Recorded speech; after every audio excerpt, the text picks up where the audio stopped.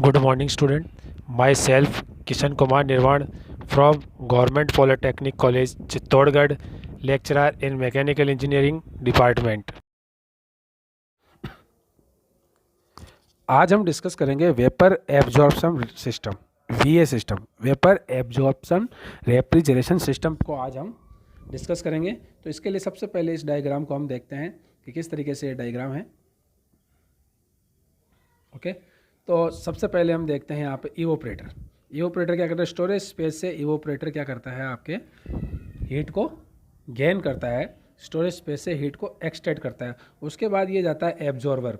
Absorber जो है आपके वाटर होता है, यह आपकी जो इवोपरेटर है उसकी हीट को रिमूव करता है और उसको वायुमंडल में यानी आपके एम्बिएंट टेम्परेचर सराउंडिंग में छोड़ देता है। और इस समय जो आपकी ये वेपर होती है, जो NH3, ये है NH3 और H2O vapour absorption refrigeration system. ठीक है, तो यहाँ पर NH3 जो आपका मेन रेफ्रिजरेंट है और जो एब्जॉर्बर है वो आपके H2O यानी कि वाटर है। तो NH3 यहाँ पर लो वेपर, लो प्रेशर और लो टेम्परेचर पर होती है और वेपर फॉर्म में होती है। देन क्या होता है कि ये यहाँ से जो आपकी वेपर है वो हीट को रिजेक्ट करके वो कन्वर्ट हो जाती है लिक्विड में। तो हमारे को यहाँ से जो प्राप्त होती है वो होती है NH3 plus H2O in liquid at low pressure पे।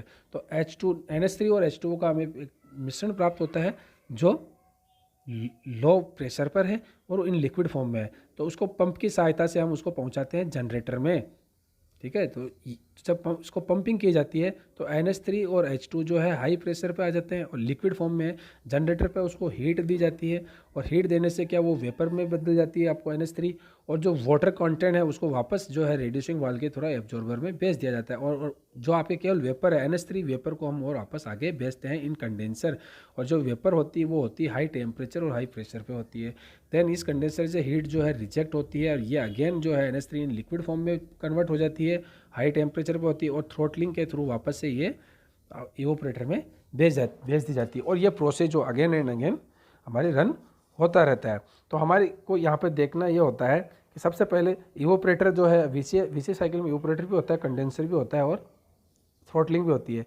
लेकिन यहाँ पर कंप्रेसर को हटा करके ये चीज़ें पंप, एब्जॉर्बर, जनरेटर और रेड्यूसिंग वाल्व्स यानी रेक्टिफायर्स वगैरह यहाँ पे पुट किए हुए हैं। तो आपके न्यूमेरिकल क्वेश्चन भी आते हैं कि कंप्रेसर की जगह पर क्या क्या जो आइटम्स है वो ऐड किए हुए हैं, कौन कौन से इक्विपमेंट ऐड किए हुए हैं। तो एब्जॉर्बर, पंप और जनरेटर एंड वॉल्व्स। ठीक है, इस तरीके से हम क्वेश्चन को करते हैं। यह है NH3 और H2 वेपर एब्जॉर्प्शन सिस्टम। ठीक है, अब सबसे पहले कि यहाँ पर पंप क्यों यूज किया, इसके अंदर हम लिक्विड क्यों यूज नहीं कर सकते। तो पंप जो है लिक्विड को पंप करता है और कंप्रेसर जो है गैस को पंप करता है।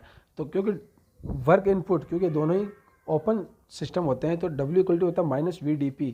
तो W प्रेशर जो है -VLdP और गैस के लिए होता है, कंप्रेसर के लिए -VGdP। तो volume of liquid is less than the volume of the gas.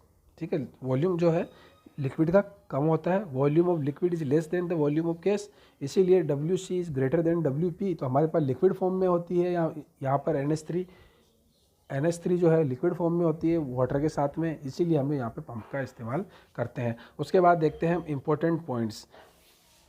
ठीक है, तो vapour compression refrigeration system operate at high grade energy, वहीं whereas vapour absorption refrigeration cycle work on low grade energy. तो आपके vapour compression refrigeration system है वो high grade energy पर operate होता है, उसको वर्क बोलते हैं। और यहाँ पर जो वेपर एब्जॉर्प्शन सिस्टम है वो लो ग्रेड एनर्जी यानी कि हीट पर ऑपरेट होता है। In VA cycle compressor is replaced with generator, pump and absorber, और कहीं कहीं पर वॉल्व भी लिखा हुआ होता है। 4 चीज़ें दी हुई होती है, generator, pump, absorber and valves.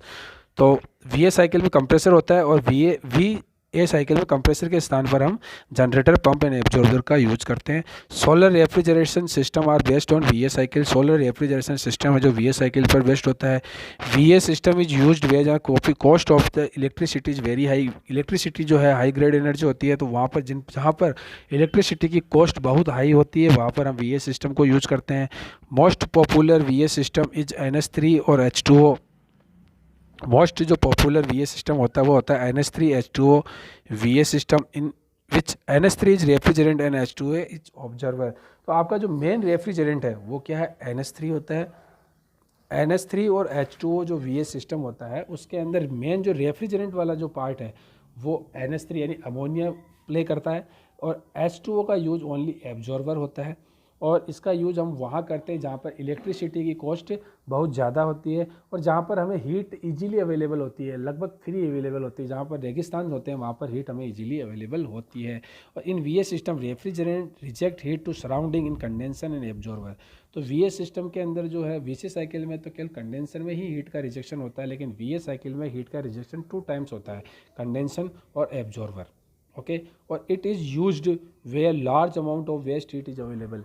और इस सिस्टम का हम सबसे ज़्यादा यूज उस जगह पर करते हैं जहाँ पर लार्ज अमाउंट में हमें हीट वेस्ट हीट अवेलेबल होती है, लाइक रेगिस्तान डेजर्ट के अंदर हमें इजीली हीट अवेलेबल होती है। The water vapour must be completely remove from ammonia vapour to avoid the moisture of the choking. और जो वाटर वेपर है कि जो पार्टिकल्स है उनको हम कंडेंसर में जाने से पहले कम्प्लीटली हमें रिमूव करना होता है। कंडेंसर में ओनली एंड ओनली वेपर ही जानी चाहिए। तो हम क्या करते हैं कि जहाँ पर जनरेटर में हीट दी जाती है तो केवल वेपर को ही आगे भेजते हैं कंडेंसर में, और वाटर पार्टिकल को रिमूव करते हैं, H2 को वापस एब्जॉर्बर में भेजते हैं। लेकिन कम्प्लीटली करना होता है, अगर ऐसा नहीं होगा तो वो वाटर पार्टिकल आगे इवोपरेटर में जाके उसको चोक कर सकते हैं और हमारी COP की वैल्यू को और भी कम कर सकते हैं। ओके, और इस तरीके से आपके इवोपरेटर की वर्किंग भी प्रभावित हो सकती है। तो the water vapour must completely remove from ammonia vapour to avoid the moisture of the choking. तो therefore analyser and rectifier are use. सबसे पहले हम एनालाइजर का यूज़ करते हैं। ये भी पूछा जाता है, क्रम पूछ लेते हैं आपके ऑब्जेक्टिव क्वेश्चंस में, और इस बार आपके पॉलिटेक्निक एग्जाम में ऑब्जेक्टिव क्वेश्चंस है। तो सबसे पहले हम एनालाइजर का यूज़ करते हैं, उसके बाद रेक्टिफायर का यूज़ करते हैं। एनालाइजर क्या करता है? Dehydration of water from the ammonia H3 vapour. तो ये सबसे पहले क्या करता है, एनालाइजर जो है dehydration of water from the ammonia से जो है डिहाइड्रेशन कर देता है आपका अमोनिया वेपर से वाटर को कंप्लीटली डिहाइड्रेशन कर दे। और रेक्टिफायर क्या करता है? Complete elimination of water from the NH3 vapour. और जब रेक्टिफायर से जब NH3 वेपर को हम गुजारते हैं, पास करते हैं, तो उसमें कंप्लीटली वाटर पार्टिकल को वो एलिमिनेट कर देता है। ओके, तो इस तरीके से हम एनालाइजर और रेक्टिफायर्स का यूज करते हैं। तो अभी तक हमने देखा कि कहाँ कहाँ पर हम VS साइकिल को यूज करते हैं। तो सबसे पहले जहाँ पर हमें लार्ज अमाउंट में वेस्ट हीट अवेलेबल हो। सेकंड, जहाँ पर इलेक्ट्रिसिटी की कॉस्ट बहुत हाई हो। तीसरा, हम ये भी देखते हैं कि जो VC साइकिल में कंप्रेसर होता है तो VS साइकिल में कंप्रेसर को हटा करके उस जगह पर हमें एब्जॉर्बर, पंप और जनरेटर का यूज करते हैं। ओके, और आपके VC साइकिल जो हाई ग्रेड एनर्जी पर वर्क करता है और VS साइकिल आपकी लो ग्रेड एनर्जी पर वर्क करता है। इसके बाद हम नेक्स्ट लेक्चर में हम देखेंगे कि COP का फॉर्मूला किस तरीके से ड्राइव करते हैं, COP क्या होती है VS साइकिल की, हम लास्ट लेक्चर में कंप्लीट करेंगे। Thank you so much.